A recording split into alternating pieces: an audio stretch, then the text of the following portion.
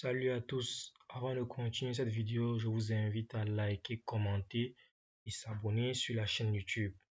Bon, si nous sommes là ici, c'est pour vous présenter notre travail sur la sécurité et la protection des données industrielles dans le sujet des attaques informatiques, plus précisément dans le cas des attaques par force brute.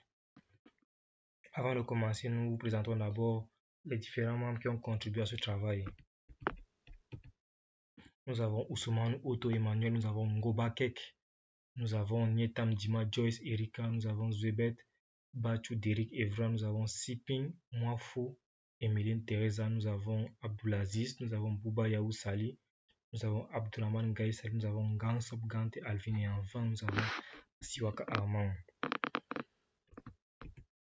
Bon, le travail va être découpé en 6 grandes parties. La première partie est la définition, la deuxième partie, les données impliquées et leur typologie, la troisième partie, technique d'attaque, la quatrième partie, les différents vecteurs utilisés. En cinquième partie, nous avons la contextualisation de ce type d'attaque en entreprise côté employé et en sixième partie, nous avons les mesures à prendre pour prévenir ce type d'attaque.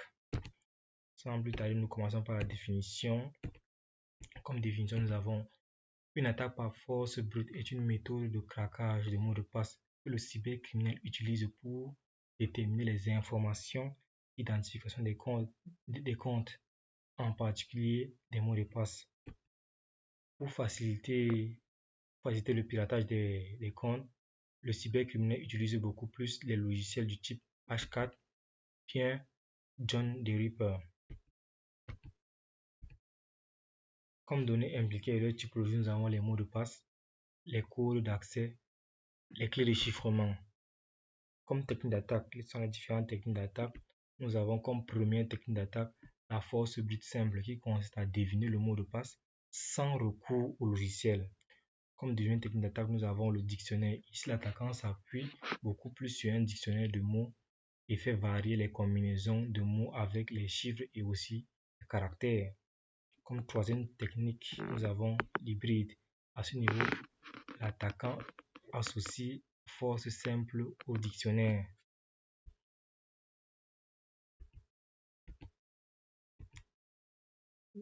Nous avons les différents types de vecteurs utilisés. Tout d'abord, un vecteur d'attaque est la méthode utilisée par un cybercriminel lorsqu'il tente d'obtenir un accès illégitime à un système informatique et à des informations sensibles, généralement en exploitant une faille dans un réseau ou un système ou aussi une application.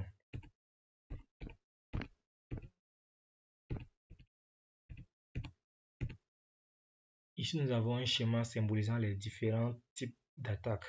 Les plus couramment utilisés ici dehors, nous avons le phishing qui est un type d'attaque basé beaucoup plus sur l'arnaque.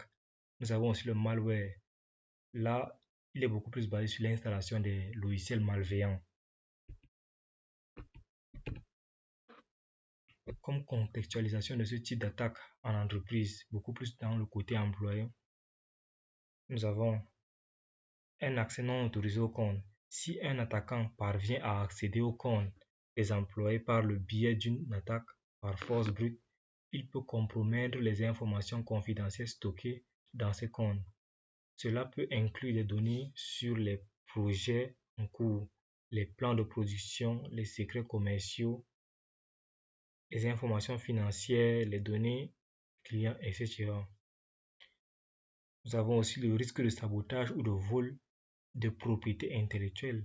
Les attaquants peuvent utiliser un accès illégitime au compte des employés pour saboter les opérations de l'entreprise, voler des informations sensibles ou même vendre des données confidentielles à des concurrents ou à d'autres acteurs malveillants. Comme mesure à prendre pour prévenir ce type d'attaque, nous avons en première étape, créer des meilleures règles de mots de passe afin que les utilisateurs ne puissent pas créer les mots de passe faibles. Pour les systèmes non critiques, les mots de passe doivent comporter au moins 10 caractères avec des lettres majuscules, des caractères spéciaux et des chiffres.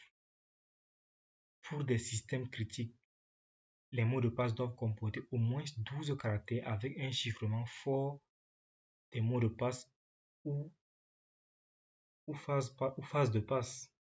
Il faudrait des décennies à un ordinateur pour réussir à déchiffrer ce genre de mots de passe.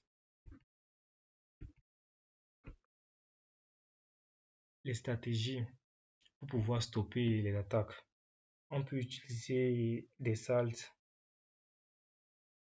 Un salt d'abord est une valeur ajoutée utilisée dans le hackage des mots de passe. L'utilisation d'un salt réduit les chances de réussite d'une attaque par force brute, car l'attaquant doit connaître le mot de passe et la valeur du salt. Nous avons la limitation des nombres de tentatives de mot de passe. Nous avons aussi l'authentification à 2 facteurs. Et nous avons aussi enfin des logiciels de surveillance qui détectent les attaques par force brute et alertent les administrateurs en cas de comportement suspect. Merci beaucoup d'avoir suivi cette vidéo. À la prochaine.